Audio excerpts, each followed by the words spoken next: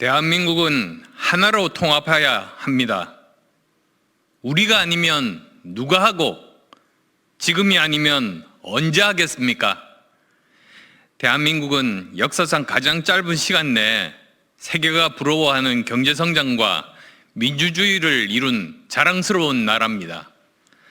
그러나 지금은 대한민국의 성장과 발전, 민주주의가 멈추고 파국으로 치닫고 있는 위기의 순간입니다. 이번 화요일 윤석열 대통령의 최후 변론이 끝나면 우리는 헌법재판소의 판결을 기다리게 됩니다. 어떤 결과가 나오더라도 우리는 안정과 발전이라는 누구도 부인할 수 없는 예정된 미래를 가야 합니다. 우리는 무엇으로 사는가를 다시 생각해야 할 때입니다. 저 안철수는 다음과 같이 국민과 정치권에 호소합니다. 첫째, 시대교체, 시대전환을 해야 합니다.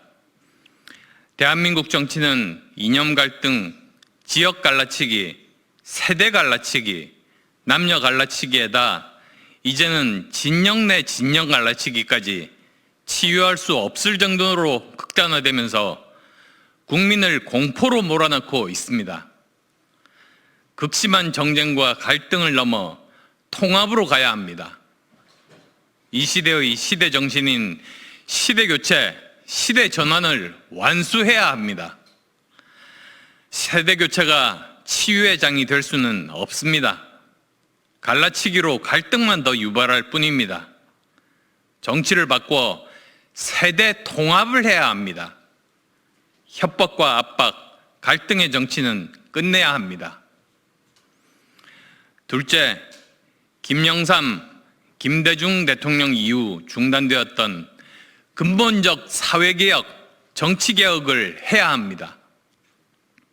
정치가 국민을 불안케 하고 분열시키는 일은 이제는 중단해야 합니다.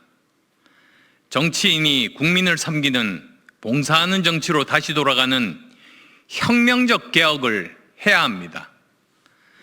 헌법도 정치도 국민이 주인이라는 근본적 명제를 명심해야 합니다. 정치 폐해가 국민 민생을 도탄으로 몰아가고 있습니다. 악성적인 정치가 국가 동력을 쇠락하게 하고 미래 동력마저 상실하게 하고 있습니다. 정치만 바뀌면 대한민국은 다시 세계의 주류로 재도약할 수 있습니다. 정치를 개혁하면 대한민국 국민들은 흥이 나고 기업은 활력을 되찾고 경제는 활성화되고 국민소득은 배가 될 것입니다. 우리 국민의 잠재력은 무궁무진합니다. 이를 위해 초양극화의 시대, 상대적 박탈감의 시대, 상실감의 시대를 끝내고 통합의 시대를 열어야 합니다. 그래야 시대교체, 시대전환의 시대가 열릴 것입니다. 셋째, 시대교체의 가장 중요한 과제는 정치교체입니다. 합리적 정치, 도덕적 정치를 복원해야 합니다. 87년 체제 이후 대한민국 정치는 발전도 하였으나 결국 수명을 다하고 이제 정치 파멸을 목도하고 있습니다. 저는 이를 해결하기 위해 개헌을 주장했습니다. 제왕적 대통령을 넘어 대통령 권한을 축소해야 합니다. 국회의 입법 권력, 특권도 축소해야 합니다. 또한 선거법도 함께 개정해야 합니다. 저는 해결책으로 견제와 균형을 잡을 수 있는 중대선거구제를 제시했습니다. 여야는 특히 이재명 민주당은 당리당략, 권력욕에 집착하여 개헌을 거부하고 있습니다. 만약 이재명 집권 시대가 열리면 현재 무소불위의 입법 권력에 행정 권력까지 동시에 가지게 된다면 국민들은 무슨 일이 일어날지 모른다는 공포에 휩싸여 있습니다. 개헌과 선거법 개정은 단지 권력 구조와 선거제도만 바꾸는 게 아닙니다. 거기에 맞게 사람을 바꾸는 역할을 합니다. 검찰 권력, 경찰 권력, 사법 권력 등 법 집행에 따른 제도도 문제가 되지만 권력 지향적인 사람들도 문제가 심각합니다. 검찰 권력이 집권했던 지난 3년, 우리는 정치가, 민생이 어떻게 망가지는지를 목도했습니다. 사법 리스크와 비리, 비위에 물든 정치인들 역시 제 역할을 못하기는 마찬가지였습니다.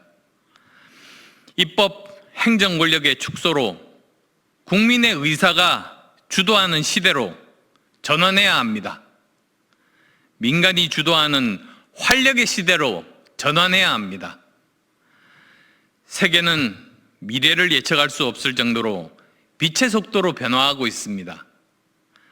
변화를 주도하는 중심에 문명과 신기술이 존재하는 것 같지만 결국 변화는 사람, 기업이 주도하는 것입니다.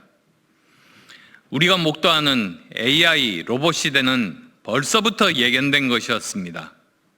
극심한 빈부격차, 노동과 소득 양극화에 따른 세계 자살률 1위는 정치의 폐해가 근원입니다.